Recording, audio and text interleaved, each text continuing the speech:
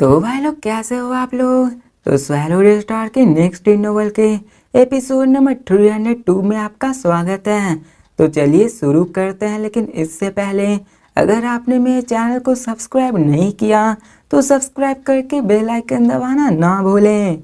तो जैसा कि हमने पिछले एपिसोड में देखा कि लू फेंग बेस प्लैनेट पे आ चुका होता है और वहां से लू फेंग का मिशन शुरुआत हो चुका होता है। हमें सीन चेंज कर यहाँ पे उन सारे बंदे को दिखाया जाता है जो कि लू फेंग को गॉड से बुला रहे होते हैं। और यहाँ पे huge would tribes, millions of tribesman slaves बने हुए थे और यहाँ पे वो काउंटलेस ऑफ जनरेशन से सप्रेस किए जा रहे थे। और यहाँ पे वो डेमन्स बीइंग्स इन सब पे इनविंसिबल थे और वो सब कुछ कर भी नहीं सकते हैं। अब यहाँ पे उनके जन्म से ही उनको लगा था कि इन डेमंस को मारना इन बहुत ही ज़्यादा मुश्किल है, लेकिन तभी यहाँ पे एक बेइंग आया जो कि इनको बड़ी आसानी से मार दिया। इसे देखकर वो लोग कम्प्लीटली स्टन हो गए और यहाँ पे सारे लोग उसको गॉड मानने लगे। और यहाँ पे जीनियस और वहीं पे नंबर 1 बोलिए ड्रैगन लुओ भी अपने घुटनों पे आके कहता है ये तो गॉड है। और यहाँ पे उसका खून भी खौल रहा होता है और उससे ऐसा लग रहा था कि उसकी स्ट्रेंथ बाहर निकल रही है। और यहाँ पे उसे पावरफुल सेंस ऑफ एंटीसेप्शन उसके माइंड में आता है, जिसके बाद हमें दिखाया जाता है वो बोलता है ड्रैगन लुओ इस गॉड को सर्व करना चाहता है, प्लीज इसको एक्सेप्ट करे। तो लू फेंग उस बंदे की ओर देखता है जो कि इस रेस का एब्सोल्यूट जीनियस था और वो यहाँ का नंबर 1 रेस माना जाता है। अब यहाँ पे लू फेंग को अपनी बात याद आती है, जब वो अपने अर्थ पे था तभी वो डॉप जीनियस के बारे में जाना चाहता था, लेकिन लू फेंग का लक बहुत ही अच्छा था। उसके पास गोल्डन हॉर्न बेस थी, लू फेंग के पास यूनिमो प्लान की इनहेरिटेंस थी। उन सब की मदद से लू फेंग इस यूनिवर्स में इतना हद तक उठ पाया था और इस वक्त इस बंदे को भी अपॉर्चुनिटी चाहिए। और अब यहाँ पे डायरेक्ट कम्युनिकेट करता है लू फेंग और वो कहता है लू फेंग तुम्हें इन सब बंदों के बारे में केयर करने की कोई जरूरत नहीं है, तुम अभी वर्चुअल कंपनी के मिशन को डील करने आए हो इस फ्लेमिंग ऑर्गेनाइजेशन से। पहले उन्हें तुमसे निपटना होगा, फिर इसके बाद यहाँ पे इन स्लेव प्लैनेट को देखा जाएगा और वर्चुअल कंपनी इन सारे सेफ प्लैनेट्स को आजाद बना देंगी। तो लू फेंग भी हामी भरता है। अब स्लेवरी ऐसा चीज था जो कि वर्चुअल कंपनी भी इससे बहुत ज्यादा सख्त नफरत करती थी, लेकिन यहाँ पे रिसोर्सेज के लिमिटेशन और कंपटीशन के मुताबिक यहाँ पे रेसेस भी स्लेव बन जाती है और स्लेव एक कॉमन प्रोडक्ट बन चुका है जो कि यहाँ पे इंटरवर्क नहीं करता है। और कई सारे ऑर्गेनाइजेशन इससे छुटकारा भी पाने चाहते हैं। यहाँ पे कई सारे स्लेव प्लानिट्स पीछे रह जाते हैं और कंपनी उस पर नेचुरली इतना ध्यान नहीं बनाते हैं और ये नेचुरली एक नॉर्मल लाइफ प्लान बैन कर रह जाता है। अब यहाँ पे डायरेन आगे कहता है कि वर्चुअल कंपनी यहाँ पे अपने लोगों को यहाँ के सारी चीजों को मैनेज करने के लिए करेगी। यहाँ पे इस बंदे को अगर इस ड्रैगन लुओ के टैलेंट को देखा जाए तो इसको अच्छे से न्यूट्रल किया जा सकता है। तो लू फेंग भी उस ड्रैगन लुओ की तरफ देखता है और वो कहता है ये बंदा इसको अपने आप पे डिपेंड ही रहना होगा। जिसके बाद लू फेंग कहता है चलो चलते हैं और डायलेन उसके पीछे चला जाता है। अब यहाँ पे वो दोनों वहां से गायब हो जाते हैं और millions of huge would tribes के पीपल वहीं पे बात करते रहते हैं और वहां पे सारे लोग बात करते हैं कि आखिर हम लोग करेंगे क्या। यहाँ पे ये सारे डेमंस मारे गए हैं और डेमंस पैलेस के लोग जरूर गुस्से में होंगे, हम लोग बहुत ज्यादा खतरे में है, डेमंस पैलेस हमें यहाँ से निकालना पड़ेगा। और यहाँ पे सभी मिलियंस ऑफ ट्राइब के पीपल बहुत ज्यादा डरे हुए थे और इन सबके कई सारे जनरेशन को भी नहीं पता था कि आखिर ये डेमन प्लेस कितना ज्यादा पावरफुल है। और यहाँ पे ड्रैगन लुओ अपने घुटनों पे होता है और यहाँ पे वो थोड़ा सा हार चुका था क्योंकि यहाँ पे उसने फ्लेम विंड ऑर्गेनाइजेशन के बॉडी को देखकर वो टूट चुका था और वो कहता है ये गॉड इन्होंने मुझे एक्सेप्ट नहीं किया। और वो कहता है कि डेमन प्लेस की ब्रुटैलिटी के कारण हम लोग जरूर मारे जाएंगे, आखिर हम लोग करें क्या। और सबके माथे से पसीने छूट रहा था, लेकिन तभी वहां पे पूरी जगह आवाज गूंजने लगती है जो क्या था लिटिल पंक यहाँ पे डेमन प्लेस डिस्ट्रॉय हो जाएगा। बेस्ट प्लांट के पास भी अधिकार है कि वो बाकी सारे नॉर्मल लाइफ प्लांट के जैसा डेवलप हो सकता है, जस्ट तुम्हें वेट करना होगा ताकि वर्चुअल कंपनी यहाँ पे आए और तुम सबको यहाँ पे ले जाए। तो ये सुनकर वो सभी की यहाँ के चमक उठते हो, क्या था ये तो गॉड की वॉइस है, लेकिन उसे वर्चुअल कंपनी के बारे में कुछ नहीं पता था और पूछता कि आखिर वर्चुअल कंपनी क्या है, क्या ये वर्चुअल कंपनी इस इनविजिबल डेमन पैलेस को हरा सकती है। अब यहाँ पे टॉप 18 एग्जीक्यूटिव्स ने फ्लेम विंड ऑर्गेनाइजेशन का नाम सुना था और यहाँ पे उन सब के बातों से इनको डर लगा था। और अब फिर हमें सीन चेंज कर डेमन पैलेस के बारे में बताया जाता है कि यहाँ पे ये बेस्ट प्लांट में बहुत ज्यादा टेरिफाइंग पैलेस होता है। यहाँ पे काउंटलेस ऑफ स्लेव्स इनसे डरा करते हैं और यहाँ पे ग्रुप ऑफ इलाइट रहा करते हैं जिनमें कि एक यूनिवर्सल लेवल 50 स्टार लेवल, वहीं पे 5000 स्टार लेवल 9 के बंदे थे। और इन सब की जो स्ट्रेंथ थी इन सारे जितने भी प्लैनेट पे लोग थे उनसे कई गुना ज्यादा थी। और यहाँ पे रेनबो फ्लेम हल्ब यहाँ के बहुत ज्यादा वैल्यूबल में आते हैं और ये प्लैनेट यहाँ का कोर प्लैनेट माना जाता है, जहाँ पर यूनिवर्सल लेवल का बंदा रुका हुआ है, जिसके कारण यहाँ पे जितने भी बंदे हैं उस यूनिवर्सल लेवल के सामने कुछ नहीं कर पाते हैं। अब यहाँ पे मैं सीन चेंज कर बताया जाता है क्लाउस के बारे में, जो कि यहाँ के 18 एग्जीक्यूटिव में से एक था। उसने अपने गार्ड को लेके बास प्लैनेट पे आया हुआ था और वो यहाँ पे हॉलीडे पैलेस बनाने आया हुआ था, जो कि अपने डेमन प्लेस में कई सारे फीमेल मेल स्टाफ के साथ घिरा हुआ था और वो बहुत ही आराम की जिंदगी जी रहा था। तो यहाँ पे ये सारे 18 के 18 बंदे के कई सारे टेम्परमेंट्स होते हैं। क्लाउड यहाँ पे स्लेव को टॉर्चर करने में बहुत ज्यादा मजा आता है और फ्रीक्वेंटली कई सारे स्लेव प्लैनेट पे जाके उन सबको टॉर्चर किया करता है। और यहाँ पे सबसे स्ट्रॉन्गेस्ट बैंगजी था, जो कि सेक्टर और लेवल 3 का बंदा था और वो उसी 18 में से एक था और वो बहुत ही ना सेल्फ डिसिप्लिन में रहने वाला था। वो अपने ओकेजनल में ही यहाँ पे आया करता है और उसने अपना कई सारा टाइम माइनट प्लैनेट बेइन में बिताया होता है। और ये क्लस्टर माइनट प्लैनेट होता है जहाँ पे नॉर्मल पीपल का सर्वाइव करना बहुत ही इम्पॉसिबल होता है और ये उसके लिए एक ट्रेनिंग स्पॉट के हो जाए। अब यहाँ पे वो बंदा आराम से अपने मजे में काट रहा होता है, लेकिन तभी वहां पे चारों तरफ अलार्म बजने लगती है और वहां पे 1000 किलोमीटर में चारों तरफ टहलका मचने लगता है। और यहाँ पे लीडर ऑफ बास प्लैनेट वहां पे चारों तरफ देखता और क्या था, आखिर यहाँ चल क्या रहा है, आखिर यहाँ हो क्या रहा है। और हमें दिखाया जाता है कि मोजा, जो कि यूनिवर्सल लेवल 7 वॉरियर्स होता है, और वो सबसे कहता है कि यहाँ पे हो क्या रहा है, आगे अलार्म ऐसे बजने क्यों लगा। और इसको देख के वो सच में गुस्सा हो जाता है और क्या था, क्या हुआ, जल्दी से चेक करके बताओ। तो वहां पर एक बंदा आकर कहता है कि 2 मिस्टीरियस बेस, जो कि सिल्वर आर्मर यूथ और ब्लैक ड्रॉप बंदा है, वो यहाँ पे आ चुका है और वो हमारे बंदे को बड़ी ही आसानी से मार रहा है। वो कम से कम ना भी तो यूनिवर्सल लेवल के बंदे होंगे। तो ये सुनकर मोजा शॉक हो जाता है और वो कहता है कि यहाँ का प्लांट सिक्योरिटी सिस्टम भी हमें अलर्ट नहीं कर पाया, यहाँ तक कि वो इस प्लांट के एंटर में आ चुके हैं। और कहते हैं वो जरूर वो दोनों, जिसके बाद वो क्लाउस के पास जाता है ताकि वो अलर्ट कर सके। और यहाँ पे वो कहता है लॉर्ड क्लाउस और मोसा वो अपने कोर की तरफ भागने लगता है। और वहां पे चारों तरफ खलबली मची हुई थी, कई सारे स्लीट हाउस वहां से भाग रहे थे और वहां पे पावरफुल एनर्जी चारों तरफ फैलने लगती है और इसकी एनर्जी यूनिवर्सल लेवल 9 की स्ट्रेंथ होती है, जो कि मोजा की तरफ देखते हैं और यहाँ पे कुछ भी नहीं कर सकता। अब यहाँ पे जो लीडर होता है उस गार्ड्स का, वो एक डोमेन लॉर्ड लेवल 5 का वॉरियर्स होता है। मोजा की तरफ देख कर कहता है, मोजा आखिर तुम कर क्यों रहे हो। तो यहाँ पे वो कहता है, लॉर्ड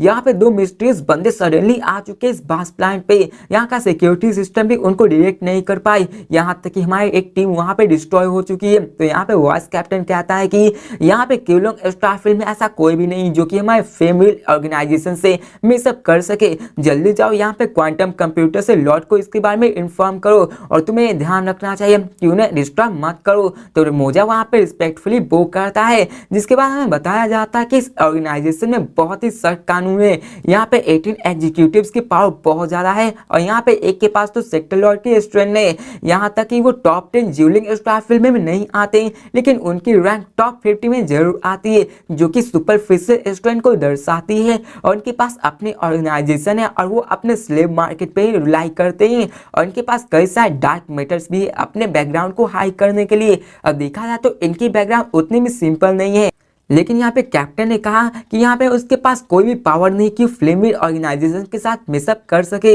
लेकिन ये पीटी है कि यहाँ पे एक वर्चुअल कंपनी के द्वारा लोग भेजा जा रहा है और उसको इसके बारे में नहीं पता है, लेकिन एक ही झटके में वहाँ पे पावरफुल स्लिट हाउस आ जाता है और वो अभी 3 मीटर टॉल पावरफुल बिल्ड होता है। और अभी यहाँ पे हमें दिखाया जाता है कि वो उन्हीं 18 एग्जीक्यूटिव में से क्लॉस होता है। और यहाँ पे वो कहता है कि सब लोग यहाँ पे सेपरेटली अपनी यूनिवर्सिटी पे जाओ और यहाँ के ब्रास प्लांट को लेकर भागो। तो यहाँ पे बंदा भी पजल हो जाता है, उसे समझ में नहीं आता कि आके लॉर्ड क्लाउस क्या कह रहे हैं। तो इसके बाद वो कहते हैं यस लॉर्ड क्लाउस। और यहाँ पे हमें दिखाया जाता है कि वहाँ पे 100 स्लीट हाउस वहां से भागने की कोशिश करते, उन्होंने अपने स्पेस विंग से सीग्रेट शिप को निकाल लिया होता है।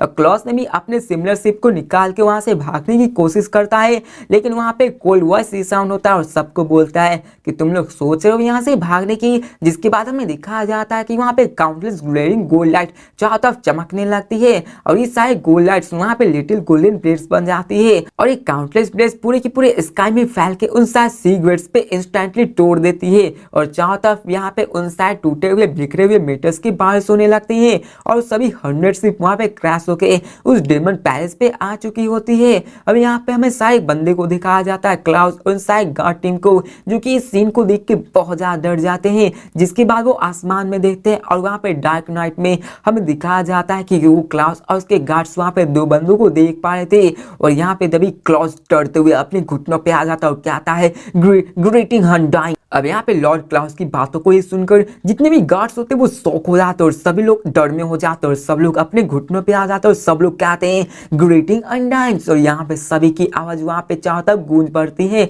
और यूनिवर्सल लेवल मोजा और सभी अंडरलिंग्स वहाँ के सीन को देखकर पूरा कांप रहे होते हैं और यहाँ पर सबसे स्ट्रॉन्गेस्ट भी उनका लॉर्ड क्लाउस होता है, वो भी इनके सामने थर-थर कांप रहा होता है। और यहाँ पे मोजा भी यहाँ कहता है और कहता है ग्रीटिंग अनडाइंग। और यहाँ पे हमें दिखाया जाता है कि आसमान में लू फेंग और डायलिन एक दूसरे से बात करने लगते हैं और डायलिन हंसते हुए कहता है इस बंदे के पास अच्छी नजर है, इसने एक ही झटके में देखकर बता लिया कि मैं एक अनडाइंग बेंग हूँ। और हमें दिखाया जाता है क्लाउस को जो कि अपने घुटनों पे होता है और वो कहता है टू लॉर्ड, मैं क्लाउस हूँ, यहाँ के फ्लेमिंग ऑर्गेनाइजेशन का एक एग्जीक्यूटिव, मेरे पास इसका 5% शेयर से और मैं आप सबको इन 5% शेयर देने को तैयार हूँ और मेरे पास गानू यूनिवर्स कंट्री के प्रिंस के साथ भी कनेक्शन है। तो लू फेंग उसकी तरफ देखकर कहता कि क्या तुम्हारा मतलब है 7 प्रिंस का? तो ये सुनकर वो शॉक हो जाता है कि आखिर इसको मेरे बारे में कैसे पता कि मैं 7 प्रिंस से ताल्लुकात रखता हूँ। अब देखा जाए तो रॉयल फैमिली में यहाँ कई सारे प्रिंस है और यहाँ पे कई सारे टाइम के साथ चलते चलते वो मारे भी गए हैं और कई तो अनडाइंग बेंग भी बन चुके हैं और यहाँ पे 7 प्रिंस एक लौता था जो कि अनडाइंग बेंग बन चुका था और फ्लेमिंग ऑर्गेनाइजेशन का 7 प्रिंस के साथ कनेक्शन था। अब यहाँ पे क्लाउस शॉक हो जाता है और वो कहता है कि ये तो मेरे इस सीक्रेट के बारे में जानता है। अब यहाँ पे उसको नहीं पता होगा कि लू फेंग ने ऑलरेडी वर्चुअल वर्स कंपनी से उसके डिटेल इंफॉर्मेशन को जान लिया था और उसने आराम से उन सभी के कनेक्शन के बारे में भी जान रखा था।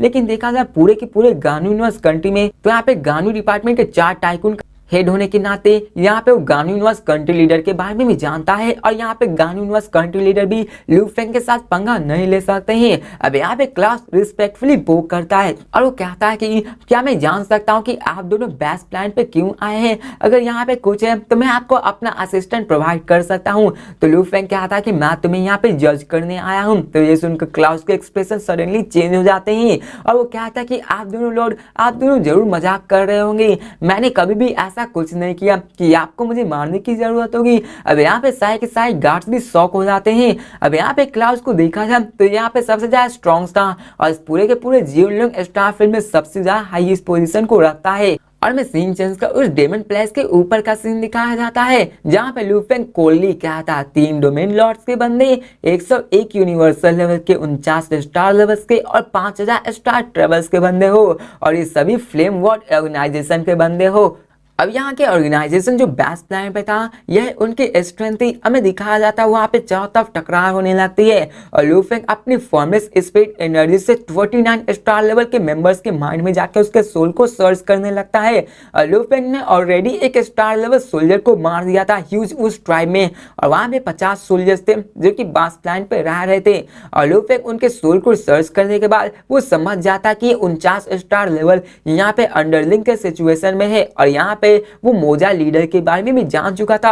अब यहाँ पे लू फेंग जोर से चिल्लाकर कहता अनीटा डाई आर फैनिन क्लेव अडॉग और यहाँ पे सभी स्टार लेवल 90 सोल्जर होते हैं और यहाँ पे सभी उसकी तरफ देखने लगते हैं और यहाँ पे लू फेंग ने उन 5 का नाम लेता और कहता उन सबसे मैंने तुम 5 को जज कर लिया, तुम यहाँ पे इनोसेंट हो। जिसके बाद वो उन 60,000 ऑफ स्लिट हाउस की तरफ देखता है जहाँ पे यूनिवर्सल लेवल ही क्यों ना या फिर स्टार लेवल क्यों ना हो, ये सारे सुनकर शॉक हो जाते हैं और लू फेंग स्माइल करते हुए कहता तुम सबको मैं मौत सुनाता हूँ और मैं पर्सनली तुम सबको मारने वाला हूँ। अब जैसे ये लू फेंग बोलता है सारे के सारे लोग डर में हो जाते हैं और सब लोग चिल्लाने लगते हैं और सब लोग भागने की कोशिश करते और कहते हैं जल्दी से यहाँ से भागो। अब यहाँ पे मैं लू फेंग को दिखाया जाता है जो कि उन सबको मारने लगता है और लू फेंग अपने मिड ईयर में ब्लेड वर्क को यूज करता है और उसमें से डार्क गोल्डन लॉन्ग रॉड जहाँ तक millions of gold and fragment वहाँ पे निकलने लगता है और पूरा का पूरा एरिया ही वहाँ के लाउड थ्रेड से भर चुका होता है और लू फेंग की ये पावर और बहुत ज्यादा खतरनाक होती है।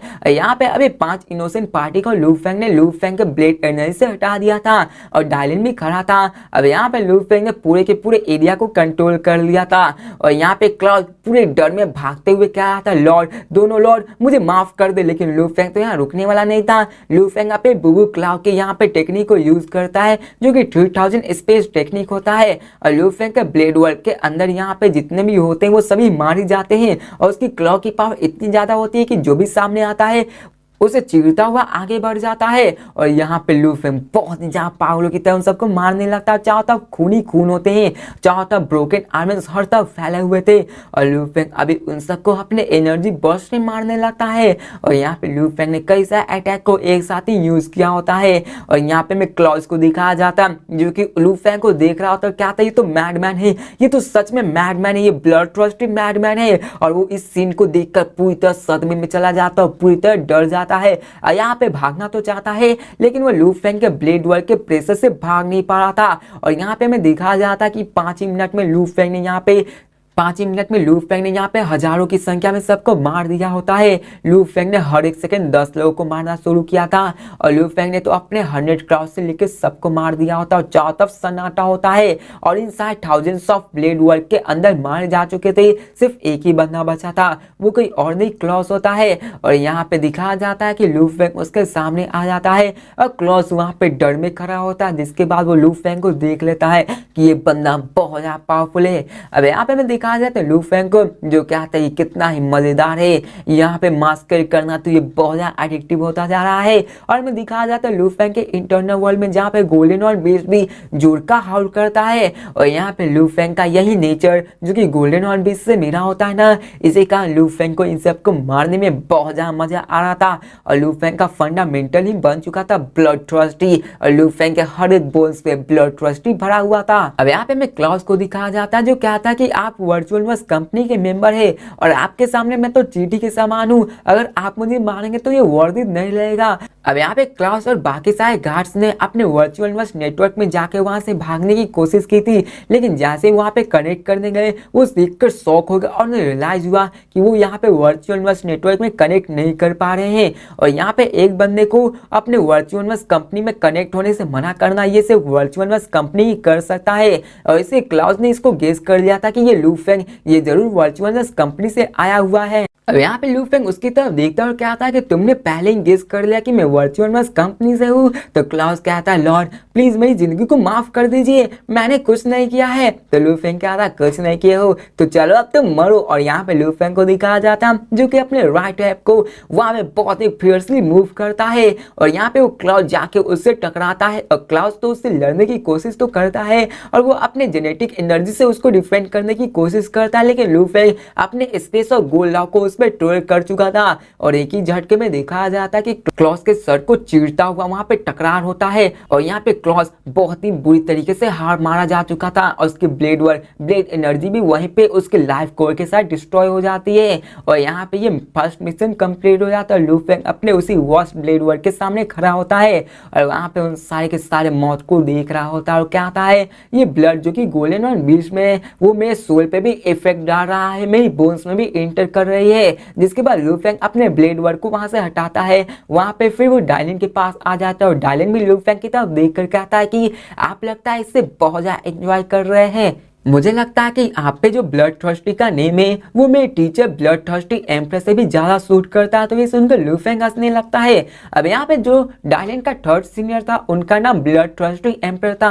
अब यहाँ पे लू फेंग उन सबसे डिफरेंट था, यहाँ पे वो मास्केयर करने में बहुत ज्यादा मजा करता था, उसकी आंखें भी कोल लाइक हो चुकी थी और ऐसा लग रहा था कि लू फेंग उनको ऐसे मार रहा था जैसे कि वो कोई खाता और पीता हो। और ऐसे कम ही ह्यूमंस होते हैं जो कि किसी को मारने में इंजॉय करते हैं और कुछ ही ऐसे बंदे होते हैं जो कि रियली इसको एंजॉय कर, लेकिन लू फेंग के अंदर तो गोल्डन और बीस्ट का ब्लड दौड़ रहा है। तो आखिर इन सबको मारने में लू फेंग को मजा क्यों ना है। जिसके बाद लू फेंग कहता है चलो वेट करते हैं वर्चुअल वर्स की कंपनी जल्दी यहाँ से आए और यहाँ पे इन सब बास प्लांट के लोगों को कलेक्ट करके ले जाए। तो डायलिन भी कहता है हाँ। जिसके बाद लू फेंग उन सारे 5 इनोसेंट सर्वाइवर्स की तरफ देखता है और वो भी सब लू फेंग की पावर को देखकर वहां पे कपकपा रहे थे। और यहाँ पे हमें दिखाया जाता कि आधे घंटे बाद यहाँ पे ह्यूज यूनिवर्स शिप बास प्लैनेट पे आता है, जो कि वर्चुअल वर्स कंपनी के आए हुए थे, जो कि बास प्लैनेट पे लोगों को लेकर जाने के लिए आए हुए थे। जिसके बाद लू फेंग ने उन 5 सर्वाइवर्स को उनको दे दिया था और वो वहां से निकल जाता। हमें सीन चेंज कर यूनिवर्स प्लैनेट शिप को दिखाया जाता है, जो कि डार्क यूनिवर्स में ट्रैवल करने लगता है। और यहाँ पे डायन अपने सर को हिलाते हुए कहता है, लू फेंग तुमने शुरुआत से लेकर अंत तक अपने सिंक्रोनाइज्ड ब्रॉडकास्ट को वर्चुअल वर्स नेटवर्क से रखा है।